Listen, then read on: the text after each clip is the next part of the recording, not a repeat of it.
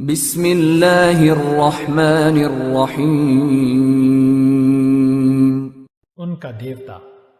ملتان کے محاصرے کے دوران میں محمد بن قاسم کو حجاج بن یوسف کی وفات کی خبر ملی۔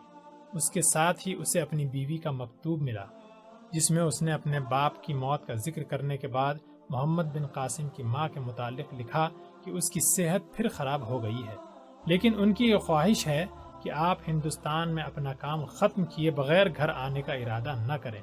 زبیدہ نے اپنے متعلق لکھا، میں ان ہزاروں بیویوں سے مختلف نہیں جن کے شوہر سندھ، ترکستان اور اندلس میں برسر پیکار ہیں، اور سندھ کے سپہ سالار کی بیوی ہوتے ہوئے میرا یہ فرض ہے کہ میں آپ کی جدائی کو عام سپاہیوں کی بیویوں کی نسبت زیادہ صبر و سکون کے ساتھ برداشت کروں۔ آپ نے لکھا تھا کہ ملتان کی فتح کے بعد ہمیں اپنے پاس بلوا لیں گے، لیکن والدہ کی صحت شاید آئندہ چند مہینے انہیں سفر کی اجازت نہ دے۔ مجھے ڈر ہے کہ گھر کے متعلق آپ کی تشویش آپ کی فتوحات کی رفتار پر اثر انداز نہ ہو۔ انتہائی تکلیف کے وقت آپ کی فتح کی خبر سن کر ان کے چہرے پر رونق آ جاتی ہے۔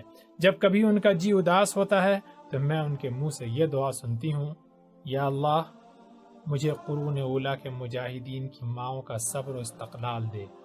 اور جب کبھی وہ مجھے غمگین دیکھتی ہیں تو یہ کہتی ہیں کہ زبیدہ تم ایک مجاہد کی بیوی ہو۔ ناہید اور زہرہ کو میرا سلام پہنچا دیجیے۔ مجھے ان بہنوں پر رشک آتا ہے جو ہر روز سندھ کے میدانوں میں مجاہدوں کے گھوڑوں سے اڑنے والی گرد دیکھتی ہیں۔ بصرہ میں ان عورتوں اور بچوں کا انتظار ہو رہا ہے جنہیں آپ نے برہمن آباد کے قید خانے سے آزاد کروایا ہے۔ انہیں کب بھیجیں گے؟ میں اس سے زیادہ اور کیا دعا کر سکتی ہوں کہ آپ کا ہر قدم بلندی کی طرف ہو اور میری نگاہ کا ہر آسمان آپ کے سمند اقبال کے پاؤں چومے۔ چند دن کی مزاحمت کے بعد ملتان کے باشندوں نے ہتھیار ڈال دیے اور محمد بن قاسم امیر داؤد نصر کو ملتان کا امیر اعلیٰ مقرر کر کے ارور کی طرف واپس ہوا۔ راستے میں اسے خبر ملی کہ قنوج کا راجہ ہری چندر راجکمار جے سنگھ کو پناہ دے کر سندھ پر حملے کی تیاری کر رہا ہے۔ یہ خبر سنتے ہی محمد بن قاسم یلغار کرتا ہوا ارور پہنچا اور وہاں قیام کیے بغیر قنوج پر چڑھائی کر دی۔ سندھ اور راجپوتانہ کی سرحد پر دونوں افواج کا سامنا ہوا۔ راجہ ہری چندر جے سنگھ کی زبانی یہ سن کر اس کی اعانت کے لیے آمادہ ہوا تھا کہ بیرونی حملہ آوروں کی تعداد 10,000 سے زیادہ نہیں، لیکن جب اس نے اپنی آنکھوں سے یہ دیکھا کہ محمد بن قاسم کی جے کے نعرے لگانے والے سندھی اربوں سے کہیں زیادہ ہیں تو وہ جے سنگھ کو کوستا ہوا میدان چھوڑ کر واپس بھاگ گیا۔ جے سنگھ کے بعد ساتھیوں نے اسے محمد بن قاسم کی طرف صلح کا ہاتھ بڑھانے کا مشورہ دیا، لیکن اس نے چاروں طرف سے مایوس ہو کر بھی یہ مشورہ قبول نہ کیا اور جنوب کی طرف راہ فرار اختیار کی۔ صرف 2 سرداروں نے اس کا ساتھ دیا اور باقی محمد بن قاسم کی پناہ میں چلے آئے۔ اس کے بعد محمد بن قاسم سندھ کے انتظامات درست کرنے اور سندھ کی ہمسایہ ریاستوں پر چڑھائی کرنے سے پہلے اپنی افواج کو ازسر نو منظم کرنے کے لیے ارور واپس چلا آیا۔ بصرہ سے ایک قاصد اس کی آمد سے 1 دن پہلے ارور پہنچ چکا تھا۔ اس نے محمد بن قاسم کو دیکھتے ہی کہا، سالار اعظم میں ایک بہت بری خبر لایا ہوں۔ محمد بن قاسم کے پرسکون چہرے پر تفکرات کے ہلکے سے آثار پیدا ہوئے اور اس نے اپنے ہونٹوں پر ایک مغموم مسکراہٹ لاتے ہوئے کہا، یہ خبر میری ماں کے متعلق تو نہیں؟ اینچی نے اس بات میں سر ہلایا اور جیب سے خط نکال کر محمد بن قاسم کے ہاتھ میں دے دیا۔ محمد بن قاسم نے جلدی سے خط کھول کر پڑھا اور اِنَّ لِلَّهِ وَإِنَّ إِلَيْهِ راجعون کہہ کر گردن جھکا لی۔ شام کے وقت شاہی محل کے اس حصے میں جسے محمد بن قاسم نے اپنے قیام کے لیے منتخب کیا تھا، شہر کے معززین کے علاوہ کئی بیوائیں جمع تھیں جن کی نگاہوں میں فاتح سندھ ایک نیک دل بھائی اور ایک رحم دل باپ کا رتبہ حاصل کر چکا تھا، جو اسے اس دیوتاؤں کی سرزمین پر ایک نیا دیوتا خیال کرتے تھے۔ محمد بن قاسم نے محل سے باہر نکل کر ایک مختصر سی تقریر میں ان کا شکریہ ادا کیا۔ رات کے وقت اس نے مشعل کی روشنی میں پھر ایک بار زبیدہ کا مکتوب پڑھا اور اس کی نگاہیں دیر تک ان الفاظ پر مرکوز رہیں۔ بستر مرگ پر امی جان کے آخری الفاظ یہ تھے، میری روح جسم کی قید خانے سے آزاد ہو کر ان میدانوں پر پرواز کرے گی جہاں میرا بیٹا اسلام کی فتوحات کے جھنڈے نصب کر رہا ہے۔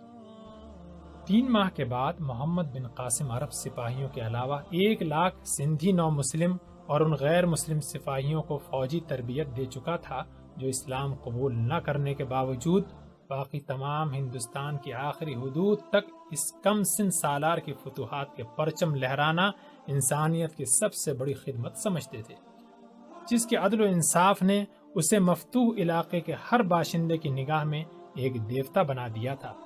وہ اسے اپنا نجات دہندہ سمجھتے تھے اور باقی ہندوستان کے لیے اسے نجات دہندے کی ضرورت محسوس کرتے تھے۔ ایک دن ارور کے ایک مشہور سنگ تراش نے شہر کے ایک چوراہے میں اپنا شہکار نمائش کے لیے رکھ دیا۔ یہ سنگ مرمر کی ایک مورتی تھی جس کے نیچے یہ الفاظ کندہ تھے: وہ دیوتا جس نے اس ملک میں عدل اور مساوات کی حکومت قائم کی۔ شہر کے ہزاروں باشندے اس مورتی کے گرد جمع ہو گئے اور مورتی کو پاؤں سے لے کر سر تک پھولوں سے ڈھانپ دیا۔ ارور کے بہت سے سردار اس مورتی کو اپنے گھر کی زینت بنانے کے لیے سنگ تراش کو منہ مانگے دام دینے کے لیے تیار تھے، لیکن شہر کے پروہتوں کا یہ متفقہ فیصلہ تھا کہ محمد بن قاسم جیسے دیوتا کی مورتی کا مقام سرداروں کے محل نہیں بلکہ ہمارے مندر ہیں۔ سنگ تراش نے بھی اپنے شاہکار کی اہمیت محسوس کرتے ہوئے یہ فیصلہ کیا کہ اسے کسی مندر میں جگہ دی جائے۔ پروہتوں نے اس کے لیے بدھ کا ایک پرانا مندر منتخب کیا۔ شام کے وقت مورتی کو مندر کی طرف لے جاتے ہوئے شہر کے پروہتوں اور عوام کا جلوس شاہی محل کے سامنے سے گزرا۔ بھیم سنگھ نے بھاگ کر محمد بن قاسم کو اطلاع دی کہ لوگ آپ کی مورتی کو مندر میں نصب کرنے کے لیے جا رہے ہیں۔ محمد بن قاسم پریشان ہو کر محل سے باہر نکلا۔ جلوس اسے محل کے دروازے کی سیڑھیوں پر کھڑا دیکھ کر رک گیا۔ شہر کے بڑے پروہتوں نے آگے بڑھ کر کہا، یہ لوگ آپ کی اس سے زیادہ عزت نہیں کر سکتے۔ یہ ایک سنگ تراش کا کمال ہے، لیکن آپ کی تصویر جو ان کے دلوں میں ہے اس مورتی سے کہیں زیادہ حسین ہے۔ محمد بن قاسم نے بلند آواز میں ہجوم کو مخاطب کرتے ہوئے کہا، ٹھہرو، میں تم سے کچھ کہنا چاہتا ہوں۔ ناقوس اور شہنائیوں کی صدائیں بند ہو گئیں اور مجمع پر ایک سکوت طاری ہو گیا۔ محمد بن قاسم نے اپنی تقریر میں اصنام پرستی کے متعلق اسلام کے نقطہ نگاہ کی وضاحت کی اور اختتام پر عوام سے یہ اپیل کی، مجھے گناہگار نہ کرو۔ مجھ میں اگر کوئی خوبی ہے تو وہ اسلام کی عطا کی ہوئی ہے۔ اگر اسلام کا پیروکار ہو کر میں انسانیت کی کوئی اچھی مثال بن سکتا ہوں تو یہ دروازہ سب کے لیے کھلا ہے۔ تم میری پوجا نہ کرو بلکہ اس کی پوجا کرو جس نے مجھے بنایا ہے، جس کی میں عبادت کرتا ہوں، جس کا دین ہر انسان کو عدل و مساوات اور حریت کا سبق دیتا ہے۔ لوگ جذبات سے مغلوب تھے، لیکن مورتی کے مقابلے میں وہ جیتے جاگتے دیوتا کے حکم کی تکمیل سے انکار نہ کر سکتے تھے۔ جب محمد بن قاسم نے یہ کہا کہ مجھے یہ سب کچھ دیکھ کر روحانی تکلیف ہوئی ہے، تو سنگ تراش نے آگے بڑھتے ہوئے ہاتھ باندھ کر کہا، ایک سنگ تراش صرف مورتی بنا کر اپنے جذبات کا اظہار کر سکتا ہے۔ میں نے دیوتاؤں کے نام سنے تھے اور ان کی مختلف خیالی تصویریں بنایا کرتا تھا، مگر آپ کو دیکھنے کے بعد مجھے یقین ہو چکا ہے کہ میں خواہ کسی دیوتا کی تصویر بناؤں، اس کی شکل و صورت وہی ہوگی جو آپ کی ہے۔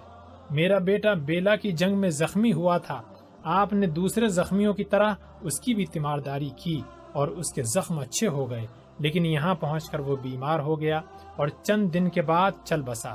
مرتے وقت وہ آپ کے اس رومال کو چوم رہا تھا جو آپ نے اس کے زخم پر باندھا تھا۔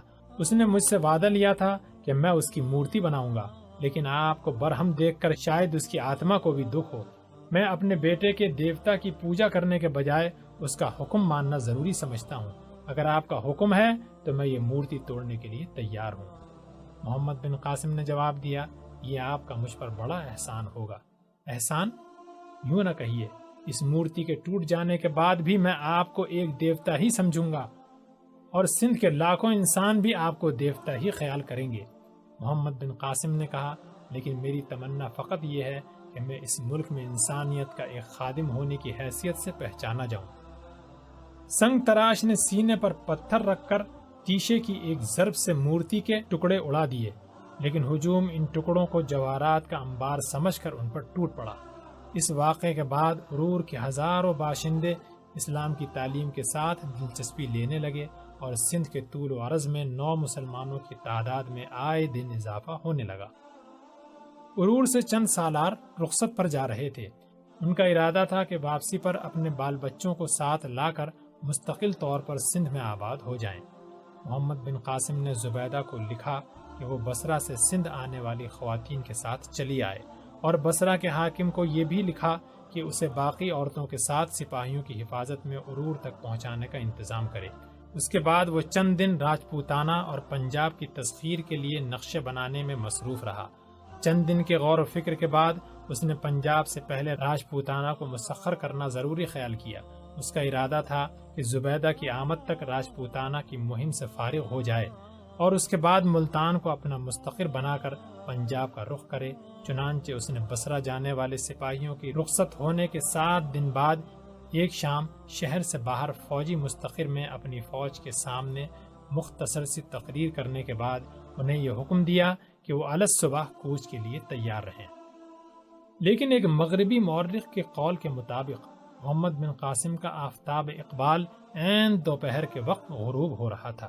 صبح کی نماز کے بعد جب عرور کے باشندے پڑاؤ میں جمع ہو کر محمد بن قاسم کو الوداع کہہ رہے تھے اور عورتیں آگے بڑھ بڑھ کر سپاہیوں کے گلوں میں پھولوں کے ہار ڈال رہی تھیں، اچانک ایک طرف سے اڑتی ہوئی گرد دکھائی دی اور آن کی آن میں 50 مسلح عرب نمودار ہوئے۔ محمد بن قاسم ایک سفید گھوڑے پر سوار فوج کی صفوں میں چکر لگا رہا تھا۔ دور سے آنے والے سواروں کی رفتار دیکھ کر اس کا ماتھا ٹھنکا اور وہ اپنے چند سالاروں کے ساتھ ایک طرف ہو کر آنے والے سواروں کی راہ تکنے لگا۔ ان سواروں کے ہمراہ محمد بن قاسم کے وہ سالار بھی تھے جو 1 ہفتہ پہلے بصرہ کے لیے رخصت پر روانہ ہوئے تھے۔ ایک سوار نے آگے بڑھ کر محمد بن قاسم کو ایک خط پیش کرتے ہوئے کہا، یہ امیر المؤمنین سلیمان بن عبد الملک کا مکتوب ہے۔ محمد بن قاسم نے چونک کر کہا، امیر المؤمنین سلیمان؟ اس نے جواب دیا، ہاں، خلیفہ ولید وفات پا چکے ہیں۔ محمد بن قاسم نے ان للہ و انا الیہ راجعون کہہ کر جلدی سے خط کھول کر پڑھا اور کچھ دیر گردن جھکا کر سوچنے کے بعد قاصد کی طرف دیکھتے ہوئے کہا، مجھے سلیمان سے یہی توقع تھی۔ یزید بن ابو کبشہ کون ہیں؟ ایک ادھیڑ عمر آدمی نے گھوڑا آگے کیا، میں ہوں۔ محمد بن قاسم نے اپنا گھوڑا آگے بڑھا کر یزید بن ابو کبشہ سے مصافحہ کیا اور کہا، آپ کو اس فوج کی قیادت مبارک ہو، میں امیر المؤمنین کی بیڑیاں پہننے کے لیے حاضر ہوں۔ یزید بن ابو کبشہ محمد بن قاسم کے مغموم مسکراہٹ سے متاثر ہوئے بغیر نہ رہ سکا۔ اس نے پڑاؤ میں بے شمار سپاہیوں کی طرف دیکھا جو کوچ کے لیے امیر عساکر کے حکم کے منتظر تھے، پھر ان سالاروں کی طرف دیکھا جو ولید کی موت اور سلیمان کی مسند نشینی کی خبر سن کر محمد بن قاسم کے گرد جمع ہو گئے تھے۔ یزید بن ابو کبشہ نے محسوس کیا کہ وہ خود 1,00,000 جابازوں کے قائد کے سامنے ایک مجرم کی حیثیت میں کھڑا ہے۔ محمد بن قاسم کے الفاظ کے میں امیر المؤمنین کی بیڑیاں پہننے کے لیے حاضر ہوں اس کے کانوں میں بار بار گونج رہے تھے۔ وہ محسوس کر رہا تھا کہ قدرت نے اس کے کندھوں پر زمین اور آسمان کا بوجھ لاد دیا ہے۔ محمد بن قاسم کی طرف اس کی نگاہیں کئی بار اٹھ اٹھ کر جھکیں اور جھک جھک کر اٹھیں۔ اس نے اپنے ساتھیوں کی طرف دیکھا، ان سب کی گردنیں جھکی ہوئی تھی۔ کئی بار الفاظ اس کی زبان تک آ کر رک گئے۔ بالآخر اس نے کہا، میرے دوست، قدرت نے یہ خفت میرے حصے میں لکھی تھی۔ محمد بن قاسم نے جواب دیا، آپ پریشان نہ ہوں، آپ فقط ایلچی ہیں۔ خالد، انہیں محل میں لے چلو، اور زبیر، تم سپاہیوں کو حکم دو کہ ہم نے آج کوچ کا ارادہ ملتوی کر دیا ہے۔ بھیم سنگھ نے آگے بڑھ کر کہا، اگر اس خط میں کوئی راز کی بات نہ ہو تو ہم سب یہ جاننے کے لیے بے قرار ہیں کہ دربار خلافت سے آپ کو کیا حکم ملا ہے۔ محمد بن قاسم نے خط محمد بن ہارون کے ہاتھ میں دیتے ہوئے کہا، یہ آپ کو پڑھ کر سنا دیں گے۔ شام کے وقت عرور کی ہر گلی کوچے میں کوہرام مچا ہوا تھا۔ حجاج بن یوسف کے خاندان کے ساتھ سلیمان کی پرانی دشمنی کی خبر مشہور ہو چکی تھی۔ ہر گھر میں سندھ کے نئے گورنر کی آمد اور محمد بن قاسم کی روانگی کا ذکر ہو رہا تھا۔ شہر کے ہزاروں مرد، عورتیں اور بچے شاہی محل کے گرد جمع ہو کر شور مچا رہے تھے۔ نماز مغرب کے بعد محمد بن قاسم کی فوج کے تمام عہدیدار محل کے ایک وسیع کمرے میں جمع ہوئے۔ محمد بن قاسم کو اس کی مرضی کے خلاف اس اجتماع میں شریک ہونے پر مجبور کیا گیا۔ اس نے ایک مختصر سی تقریر میں کہا، میں صبح دمشق روانہ ہو جانے کا فیصلہ کر چکا ہوں۔ اور اس فیصلے پر نظر ثانی کرنے کے لیے تیار نہیں۔ ایک سپاہی کا سب سے پہلا فرض اطاعت امیر ہے۔ آپ اس حادثے سے پریشان نہ ہوں اور اپنے نئے حاکم کے ساتھ پورا تعاون کریں۔ امیر المؤمنین سلیمان غالباً یہ دیکھنا چاہتے ہیں کہ میرے دل میں اطاعت امیر کا جذبہ ہے یا نہیں۔ دمشق سے روانگی کے وقت وہ مجھ سے بدظن ہو گئے تھے، لیکن یہ وہ زمانہ تھا جب ان پر کسی ذمہ داری کا بوجھ نہ تھا۔ اب وہ امیر المؤمنین ہیں اور مجھے یقین ہے کہ ان کی مزاج میں تبدیلی آ چکی ہوگی۔ بہت ممکن ہے کہ وہ مجھے ہندوستان میں اپنا ادھورا کام پورا کرنے کے لیے بھیج دیں، لیکن اگر میں ان کی غلط فہمی دور نہ کر سکا اور مجھے دوبارہ یہاں آنے کا موقع نہ دیا گیا تو بھی یزید بن ابو کبشہ کی اطاعت تمہارا فرض ہوگا۔ بھیم سنگھ نے کہا، آپ جو حکم دیں ہم ماننے کے لیے تیار ہیں، لیکن سندھ کے تمام سرداروں کی رائے یہ ہے کہ آپ اس وقت تک یہاں سے نہ جائیں جب تک کہ آپ کو خلیفہ کی نیک نیتی کا یقین نہ ہو جائے۔ میں زبیر سے دمشق کے واقعات سن چکا ہوں اور میرا دل گواہی دیتا ہے کہ سلیمان آپ کے ساتھ بہت برا سلوک کرے گا۔ ہم آپ کو سلیمان کی رعیت نہیں سمجھتے بلکہ اپنے دلوں کا بادشاہ سمجھتے ہیں۔ ہم آپ کے اشارے پر آگ میں کود سکتے ہیں، لیکن یہ گوارا نہیں کر سکتے ہماری آنکھوں کے سامنے آپ کو بیڑیاں پہنائی جائیں۔ آپ کے عرب ساتھیوں کے دلوں میں دربار خلافت کا احترام ہو تو ہو، لیکن ہم ایسے خلیفہ کا احترام کرنے کے لیے تیار نہیں جو سندھ کو اس کے محسن اعظم سے محروم کرنا چاہتا ہے۔ ہم زندگی اور موت میں آپ کا ساتھ دینے کا وعدہ کر چکے ہیں اور یہ عہد ٹوٹنے والا نہیں۔ آپ سندھ میں رہیں، سندھ کو آپ کی ضرورت ہے۔ آپ کے عرب ساتھی اگر آپ کا ساتھ چھوڑ بھی دیں تو بھی ہماری 1,00,000 تلواریں آپ کی حفاظت کے لیے موجود ہیں، اور صرف یہی نہیں بلکہ سندھ کا ہر بچہ اور بوڑھا خطرے کے وقت آپ پر جان قربان کرنے کو تیار ہوگا۔ بھگوان کے لیے آپ نہ جائیں، اور کم از کم اس وقت تک نہ جائیں جب تک ہمیں یہ اطمینان نہ ہو جائے کہ سلیمان آپ کے ساتھ بدسلوکی نہیں کرے گا۔ اگر میرے الفاظ آپ پر اثر نہیں کرتے تو آپ اس محل کے نیچے جھانک کر دیکھیں اور پھر فیصلہ کریں کہ وہ ہزاروں یتیم جو آپ کو اپنا باپ سمجھتے ہیں، وہ ہزاروں بوڑھے جو آپ کو اپنا بیٹا سمجھتے ہیں، وہ بیوائیں جو آپ کو اپنا بھائی سمجھتی ہیں، آپ پر کوئی حق رکھتے ہیں یا نہیں۔ اختتام پر بھیم سنگھ کی آواز بھرا گئی۔ حاضرین ایک دوسرے کی طرف دیکھنے لگے۔ زبیر نے کہا، آپ اچھی طرح جانتے ہیں سلیمان آپ کے ساتھ نیک سلوک نہیں کرے گا۔ آپ یہیں ٹھہریں اور مجھے امیر المؤمنین کی خدمت میں حاضر ہونے کا موقع دیں۔ میری جان اس قدر قیمتی نہیں، لیکن سندھ اور عالم اسلام کو آپ کی ضرورت ہے۔ محمد بن قاسم نے جواب دیا، میں اپنے ہر سپاہی کی جان کو اپنی جان سے زیادہ قیمتی سمجھتا ہوں، اور بھیم سنگھ، تمہارا اور تمہارے ساتھیوں کا شکریہ ادا کرنے کے لیے میرے پاس الفاظ نہیں، لیکن تم میری ذات کو میرے مقصد سے زیادہ اہمیت دے رہے ہو۔ تم نہیں جانتے کہ دربار خلافت سے میری بغاوت دراصل اس عظیم الشان مقصد سے بغاوت ہوگی جس کے لیے گزشتہ 1 صدی میں لاکھوں سرفروش اپنا خون بہا چکے ہیں۔ یہ 1,00,000 انسان تمام ہندوستان کو فتح کرنے کے لیے کافی ہیں، اور میری جان اس قدر اہم نہیں کہ میں سندھ کی 1,00,000 تلواروں کو عالم اسلام کی 1,00,000 تلواروں سے ٹکرانے کی اجازت دے دوں۔ ایسی بغاوت میں میری فتح بھی مسلمانوں کی بدترین شکست کے مترادف ہوگی۔ کیا میں یہ گوارا کر سکتا ہوں کہ اس وقت ترکستان اور اندلس میں ہماری جو افواج مصروف جہاد ہیں وہ صرف اس لیے واپس بلا لی جائیں کہ سندھ کے سپہ سالار نے اپنی جان کے خوف سے عالم اسلام کے خلاف بغاوت کر دی ہے؟ اگر یہ سوال میری اور سلیمان کی ذات تک محدود ہوتا تو شاید میں اس کے سامنے ہتھیار نہ ڈالتا، لیکن میں اس قوم کے سامنے ہتھیار ڈال رہا ہوں جو سلیمان کو اپنا خلیفہ تسلیم کر چکی ہے۔ اگر میری موت مسلمانوں کو اتنے بڑے انتشار سے بچا سکے تو میں اسے اپنی خوش نصیبی سمجھوں گا۔ تم یہ کہہ چکے ہو کہ تم میرے اشارے پر جان قربان کرنے کے لیے تیار ہو۔ میں تم سے کوئی قربانی طلب کرنے کا حقدار نہیں، لیکن اگر تم چاہتے ہو کہ سندھ سے رخصت ہوتے وقت میرے دل پر کوئی بوجھ نہ ہو اور میں اپنے دل میں یہ اطمینان لے کر جاؤں کہ سندھ میں میرا کوئی کام ادھورا نہ تھا، تو تم جو دین عملاً قبول کر چکے ہو اس کا زبان سے بھی اعلان کر دو۔ میری یہ دعوت اپنے ان تمام احباب کے لیے ہے جو اس جگہ موجود ہیں۔ تم جیسے لوگوں کے قبول اسلام کے بعد سندھ کا مستقبل کسی محمد بن قاسم کا محتاج نہ ہوگا۔ اب عشاء کی نماز کا وقت ہو رہا ہے اور آج میری حالت اس مسافر کی سی ہے جو ایک لمبے سفر کے بعد منزل پر قدم رکھتے ہی سونا چاہتا ہو۔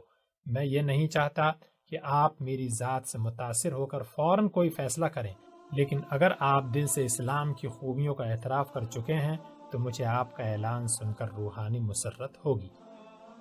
بھیم سنگھ نے بلند آواز میں کلمہ توحید پڑھتے ہوئے کہا، میں اگر اسلام کی خوبیوں کا معترف نہ بھی ہوتا تو بھی میں آپ کی دعوت پر انکار نہ کرتا۔ میرے نزدیک اسلام کی سب سے بڑی خوبی یہ ہے کہ آپ جیسے لوگ مسلمان ہیں۔ محمد بن قاسم نے اٹھ کر بھیم سنگھ کو سینے سے لگا لیا اور کہا، مسلمانوں میں تمہیں مجھ جیسے ہزاروں انسان ملیں گے۔ 8 اور سرداروں نے بھیم سنگھ کی تقلید کی اور حلقہ بگوش اسلام ہو گئے۔ جب یہ لوگ عشاء کی نماز ادا کرنے کے لیے کمرے سے باہر نکل رہے تھے تو محل کے ایک اور کمرے سے ارور کے بڑے پروہت کی قیادت میں معززین شہر کا ایک وفد یزید بن ابو کبشہ سے ملاقات کے بعد واپس جا رہا تھا۔ اس وفد کے ارکان مرجھائے ہوئے چہروں کے ساتھ یزید کے کمرے میں داخل ہوئے تھے اور مسکراتے ہوئے باہر نکلے۔ یزید ان کے دیوتا کی جان بچانے کا وعدہ کر چکا تھا اور وہ یہ محسوس کر رہے تھے کہ سندھ کے آفتاب کے گرد جمع ہونے والے بادل چھٹ چکے ہیں۔ پروہت اور اس کے ساتھی محل سے باہر نکلے تو بے شمار لوگ ان کے گرد جمع ہو گئے۔ ہزاروں سوالات کے جواب میں پروہتوں نے فقط یہ کہا کہ تم اپنے اپنے گھر جاؤ، سندھ کے مقدر کے ستارے کی نحوست ٹل چکی ہے، تمہارا دیوتا تمہیں مل جائے گا۔ سلیمان کا قیدی۔ عشاء کی نماز کے بعد جب محمد بن قاسم اپنے قیام گاہ میں داخل ہو رہا تھا تو یزید بن ابو کبشہ نے آواز دی۔ خالد، زبیر اور بھیم سنگھ ابو کبشہ کے ساتھ آ رہے تھے۔ محمد بن قاسم دروازے پر رک کر ان کی طرف دیکھنے لگا۔ یزید نے قریب پہنچ کر خالد، زبیر اور بھیم سنگھ کو رخصت کیا اور محمد بن قاسم کے ہاتھ میں ہاتھ ڈال کر اس کے کمرے میں داخل ہوا۔ کمرے میں مشعل جل رہی تھی۔ علی کرسی پر سو رہا تھا۔ محمد بن قاسم نے یزید کو ایک کرسی پر بیٹھنے کا اشارہ کرتے ہوئے کہا، اس لڑکے کو میرے ساتھ بہت محبت ہے، یہ بھی برہمن آباد میں قید تھا۔ یزید نے مسکراتے ہوئے کہا، اس سرزمین میں وہ کون ہے جسے آپ کے ساتھ محبت نہیں؟ محمد بن قاسم نے کرسی پر بیٹھتے ہوئے موضوع سخن بدلنے کی نیت سے کہا، میں چاہتا تھا کہ رخصت ہونے سے پہلے آپ کو سندھ کے تمام حالات بتا دوں۔ میرا ارادہ تھا کہ الگ صبح آپ سے ملوں، لیکن یہ اچھا ہوا کہ آپ خود ہی آ گئے۔ یزید نے کہا، میں آپ سے سندھ کے حالات پوچھنے نہیں آیا، میں آپ کو یہ بتانے کے لیے آیا ہوں کہ آپ یہیں رہیں گے۔ محمد بن قاسم نے جواب دیا، آپ کی ہمدردی کا شکریہ، لیکن میں امیر المؤمنین کے حکم سے سرتابی نہیں کر سکتا۔ لیکن آپ نہیں جانتے کہ سلیمان آپ کے خون کا پیاسا ہے۔ مجھے معلوم ہے، مگر میں یہ نہیں چاہتا کہ میرے خون کے چند قطروں کے لیے عالم اسلام 2 حصوں میں تقسیم ہو جائے۔ آپ اس عمر میں میری توقعات سے کہیں زیادہ دور اندیش ہیں، پھر بھی مجھے یقین ہے کہ اگر میں خود جا کر سلیمان کو یہ بتاؤں کہ سندھ میں 1 لاکھ سے زیادہ سپاہی آپ کے لیے اپنے خون کا آخری قطرہ تک بہا دیں گے تو وہ آپ کے خلاف یقیناً اعلان جنگ نہیں کرے گا، لیکن اس کا لازمی نتیجہ یہ ہوگا، میں اور میرے ساتھ مسلمانوں کی ایک بہت بڑی جماعت مرکز سے کٹ کر علیحدہ ہو جائے گی اور ہم اس دنیا میں ایک اجتماعی جدوجہد کے انعام سے محروم ہو جائیں گے۔ میں آپ کو یہ سمجھانے کی ضرورت نہیں سمجھتا کہ لامرکزیت دنیا کی بڑی بڑی طاقتوں کو لے ڈوبتی ہے۔ یزید نے کہا، میرے پاس نماز سے پہلے ارور کے معززین کا ایک وفد آیا تھا اور وہ یہ کہتے تھے کہ ہمارا دیوتا ہم سے نہ چھینیے۔ اگر سلیمان نے آپ کے ساتھ کوئی بدسلوکی کی تو وہ تمام ہندوستان کو اس کے خلاف مشتعل کر دیں گے۔ آپ اس بات کی فکر نہ کریں، میں انہیں سمجھا لوں گا۔ یزید محمد بن قاسم کا یہ فیصلہ اٹل سمجھ کر خاموش ہو گیا۔ اس کے بعد محمد بن قاسم نے اسے سندھ کے تمام حالات بتائے اور اس ملک کے باشندوں کے ساتھ رواداری برتنے اور مشکل وقت میں ناصر الدین والی دیبل اور بھیم سنگھ کی ہدایات پر عمل کرنے کی تاکید کی۔ یزید نے اٹھتے ہوئے کہا، میں آپ سے صرف ایک اور بات کہنا چاہتا ہوں، اور وہ یہ کہ آپ سلیمان کے حکم کی تعمیل میں یہاں سے بیڑیاں پہن کر رخصت ہونے پر ضد نہ کریں۔ اس سے ہزاروں انسانوں کے دل مجروح ہوں گے اور ممکن ہے کہ لوگ مشتعل بھی ہو جائیں۔ اگر آپ اسی میں مصلحت سمجھتے ہیں تو میں ضد نہیں کروں گا، ورنہ اطاعت امیر کی بیڑیاں پہنتے ہوئے میں فخر محسوس کرتا۔ یزید نے مصافحہ کرتے ہوئے کہا، میں ایک اور سوال پوچھنا چاہتا ہوں، عرب سالاروں میں سے آپ کا بہترین دوست کون ہے؟ میرے سب دوست ہیں، لیکن جو شخص میری زندگی کی ہر پہلو سے واقف ہے وہ زبیر ہے، وہ ہر وقت آپ کے ساتھ رہے گا۔ نہیں، میں اسے ایک ضروری کام کے لیے فوراً مدینہ بھیجنا چاہتا ہوں، وہ آپ کے ہر حکم کی تعمیل کرے گا۔ میں آپ کے رخصت ہونے سے پہلے اسے روانہ کر دینا چاہتا ہوں، آپ اسے میرے کمرے میں بھیج دیں۔ محمد بن قاسم نے علی کو جگایا اور کہا، انہیں ان کے کمرے میں چھوڑ آؤ اور زبیر کو ان کے پاس بھیج دو۔ یزید کو اس کے کمرے میں چھوڑ کر علی زبیر کو بلانے کے لیے چلا گیا اور یزید مشعل کی روشنی کے سامنے بیٹھ کر خط لکھنے میں مصروف ہو گیا۔ تھوڑی دیر بعد زبیر اندر داخل ہوا۔ یزید نے ہاتھ کے اشارے سے اسے بیٹھنے کے لیے کہا۔ زبیر دیر تک بیٹھا رہا۔ خط ختم کرنے کے بعد یزید اس کی طرف متوجہ ہوا۔ آپ ایک لمبے سفر کے لیے تیار ہو جائیں، یہ خط پڑھ لیں۔ یزید نے خط زبیر کے ہاتھ میں دے دیا۔ زبیر نے خط پڑھا اور اس کے مرجھائے ہوئے چہرے پر امید کی روشنی جھلکنے لگی۔ یزید کا یہ خط حضرت عمر بن عبدالعزیز رحمۃ اللہ علیہ کے نام تھا، جس میں اس نے محمد بن قاسم کو عالم اسلام کا جلیل القدر مجاہد ثابت کرنے کے بعد عمر بن عبدالعزیز رحمۃ اللہ علیہ سے یہ اپیل کی تھی کہ وہ اسے سلیمان کے انتقام سے بچانے کی ہر ممکن کوشش کرے۔ یزید کے مکتوب کے آخری الفاظ یہ تھے، محمد بن قاسم جیسے مجاہد بار بار پیدا نہیں ہوتے۔ میں نے اپنی زندگی میں بڑے بڑے آدمی دیکھے ہیں، لیکن اس نوجوان کی عظمت کا میں صحیح اندازہ نہیں لگا سکتا، جس نے 17 برس کی عمر میں سندھ فتح کیا اور اب اپنے 1,12,000 جابازوں کی موجودگی میں خوشی سے اطاعت امیر کی بیڑیاں پہننے کے لیے تیار ہے۔ محمد بن قاسم اسلام کے جسم میں ایک ایسا دل ہے جس کی ہر دھڑکن مجھ جیسے انسان کی عمر بھر کی ریاضت سے زیادہ قیمتی ہے۔ آپ عالم اسلام کو ایک ناقابل تلافی نقصان سے بچا سکتے ہیں۔ زبیر نے خط پڑھ کر یزید کی طرف دیکھا اور پوچھا، آپ کو یقین ہے کہ وہ سلیمان پر اثر ڈال سکیں گے؟ مجھے یقین ہے، تم جاؤ۔ وہ اس وقت مدینے میں ہیں، لیکن راستے میں ایک لمحہ ضائع نہ کرنا۔ سلیمان کے مشیر، جنہیں محمد بن قاسم کے ساتھ فقط اس لیے عناد ہے کہ وہ حجاج بن یوسف کا داماد ہے، ہر ممکن کوشش کریں گے کہ اس کے متعلق فوراً فیصلہ ہو جائے۔ سلیمان خود اتنے با اثر آدمی کو زیادہ دیر تک زندہ رکھنا خطرناک خیال کرے گا۔ عمر بن عبدالعزیز اگر مدینے میں نہ ہوئے تو جہاں بھی وہ ہوں تم وہاں پہنچو اور کوشش کرو کہ وہ محمد بن قاسم کی قسمت کا فیصلہ ہونے سے پہلے دمشق پہنچ جائیں۔ میرے نزدیک یہ مہم تمام ہندوستان کی فتح سے زیادہ اہم ہے۔ زبیر نے اٹھتے ہوئے کہا، میں ابھی جاتا ہوں، جاؤ، خدا تمہاری مدد کرے۔ زبیر یزید کے کمرے سے نکل کر بھاگتا ہوا اپنے کمرے میں پہنچا۔ ناہید، خالد اور زہرہ اس کا انتظار کر رہے تھے۔ سب نے ایک زبان ہو کر کہا، کیا خبر لائے؟ میں مدینے جا رہا ہوں۔ زبیر صرف اتنا کہہ کر عقب کے کمرے میں لباس تبدیل کرنے کے لیے چلا گیا۔ تھوڑی دیر بعد وہ لباس تبدیل کر کے باہر نکلا۔ ناہید نے کوئی سوال پوچھے بغیر کھونٹی سے تلوار اتار کر اس کے ہاتھ میں دے دی۔ خالد نے اٹھتے ہوئے کہا، میں بھی آپ کے ساتھ چلتا ہوں۔ زبیر نے تلوار کمر کے ساتھ باندھتے ہوئے کہا، نہیں، تم ناہید اور زہرہ کو لے کر محمد بن قاسم کے ساتھ بصرہ پہنچ جاؤ۔ زہرہ نے کہا، بھیا، مدینے میں آپ کو کیا کام ہے؟ زبیر نے جواب دیا، میں ایک ایسے آدمی کے پاس یزید کا خط لے کر جا رہا ہوں جو محمد بن قاسم کو بچا سکتا ہے۔ خالد، تم بصرہ پہنچ کر سیدھے محمد بن قاسم کے گھر چلے جانا اور زبیدہ کو تسلی دینا۔ مجھے امید ہے کہ میں بھی بہت جلد وہاں پہنچ جاؤں گا۔ ناہید، خدا حافظ۔ زہرہ، میری کامیابی کے لیے دعا کرنا۔ زبیر یہ کہہ کر کمرے سے باہر نکل گیا۔ راستے میں محمد بن قاسم کا کمرہ تھا۔ اندر مشعل ٹمٹما رہی تھی۔ اس نے دروازے پر رک کر اندر جھانکا اور پھر کچھ سوچ کر دبے پاؤں اندر چلا گیا۔ محمد بن قاسم گہری نیند سو رہا تھا۔ ایک معصوم بچے کی سی مسکراہٹ جسے زبیر نیند کی حالت میں اکثر اس کے ہونٹوں پر دیکھ چکا تھا، آج بھی اس کے ہونٹوں پر کھیل رہی تھی۔ سراہنے کی طرف دیوار کی کھونٹی پر وہ تلوار لٹک رہی تھی جس کے ساتھ کمسن اور نوجوان سالار نے سندھ کے مضبوط قلعوں اور سندھ کے باشندوں کے قلوب کو مسخر کر لیا تھا۔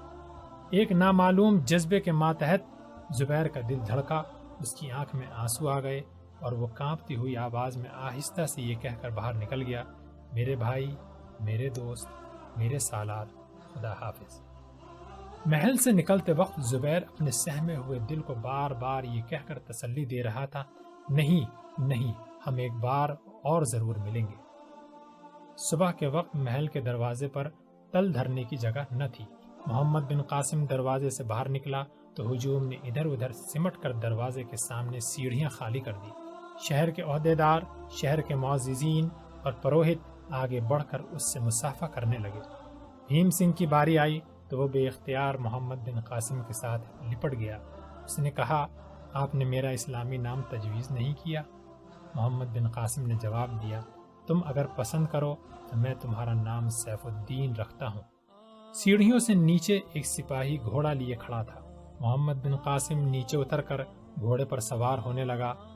یزید بن ابو کبشہ نے بھاگ کر بات تھام لی۔ محمد بن قاسم کے احتجاج کے باوجود لوگ بھاگ بھاگ کر دیوانہ وار اس کے پاؤں کو ہاتھ لگا رہے تھے۔ گھوڑے پر سوار ہو کر محمد بن قاسم نے چاروں طرف دیکھا، اسے کوئی آنکھ آنسو سے خالی نظر نہ آئی۔ سفید ریش بوڑھے یہ محسوس کر رہے تھے کہ ان کا عزیز ترین بیٹا ان سے رخصت ہو رہا ہے۔ بیوہ عورتیں اور یتیم بچے یہ محسوس کر رہے تھے کہ قدرت ان کا زبردست سہارا چھین رہی ہے۔ نوجوان لڑکیاں یہ کہہ رہی تھیں کہ ان کی عفت اور عصمت کا نگہبان جا رہا ہے۔ ارور کے در و دیوار پر حسرت برس رہی تھی۔ اپنے باپ کے اشارے پر شہر کے پروہت کی نوجوان لڑکی آگے بڑھی اور اس نے محمد بن قاسم کو پھولوں کا ہار پیش کرتے ہوئے کہا، میرے بھائی، میں ارور کی تمام کنیاؤں کی طرف سے یہ تحفہ تمہاری خدمت میں پیش کرتی ہوں۔ محمد بن قاسم نے اس کی طرف احسان مندانہ نگاہوں سے دیکھتے ہوئے پھول قبول کر لیے۔ دیبل کے بازاروں سے سلیمان بن عبد الملک کے قیدی کا گھوڑا پھولوں کے ڈھیر رونتا ہوا نکلا۔ ارور کے باشندوں نے کسی شہنشاہ کا جلوس بھی اس قدر شاندار نہ دیکھا تھا، کسی عزیز کی جدائی پر اس قدر آنسو نہ بہائے تھے۔ وہ ہاتھ جنہوں نے 2 سال قبل فاتح سندھ کو اپنا بدترین دشمن سمجھ کر تیروں اور نیزوں کے ساتھ اس کا خیر مقدم کیا تھا، وہی اب پھولوں کی بارش کر رہے تھے۔ علی، خالد، ناہید اور زہرہ محمد بن قاسم کے ساتھ جانے والے چند سپاہیوں کے ساتھ پہلے ہی شہر سے باہر پہنچ چکے تھے۔ یہ قافلہ 60 نفوس پر مشتمل تھا۔ ان میں 40 وہ سپاہی تھے جو محمد بن قاسم کو پا بزنجیر دمشق لے جانے کے لیے یزید بن ابو کبشہ کے ساتھ آئے تھے۔ باسط کا کوتوال مالک بن یوسف صالح کی سفارش سے ان کا سالار مقرر ہو کر آیا تھا۔ مالک بن یوسف کو صالح کی یہ ہدایت تھی کہ وہ راستے میں محمد بن قاسم کے ساتھ کوئی رعایت نہ کرے۔ مالک خود بھی حجاج بن یوسف کے خاندان کا پرانا دشمن تھا، لیکن ارور پہنچ کر وہ یزید بن ابو کبشہ کی طرح محمد بن قاسم کی شخصیت سے متاثر ہوئے بغیر نہ رہ سکا۔ اس کے بعد ساتھی بھی ارور سے اس کی روانگی کا منظر دیکھ کر اس قدر متاثر ہوئے کہ وہ کھلے بندوں سلیمان کے غلط احکام پر نکتہ چینی کرنے لگے۔ یزید نے انہیں رخصت کرتے وقت تاکید کی تھی کہ انہیں عزت کے ساتھ بصرہ لے جاؤ، امیر المؤمنین کو میں جواب دے دوں گا۔ دوپہر کے وقت سیف الدین یعنی بھیم سنگھ ارور کے پروہت کے ساتھ ایک ٹیلے پر کھڑا دور راستے کی گرد میں ایک قافلے کو روپوش ہوتے دیکھ رہا تھا۔ پروہت نے ایک ٹھنڈی سانس لیتے ہوئے کہا، سندھ کا آفتاب دوپہر کے وقت غروب ہو رہا ہے۔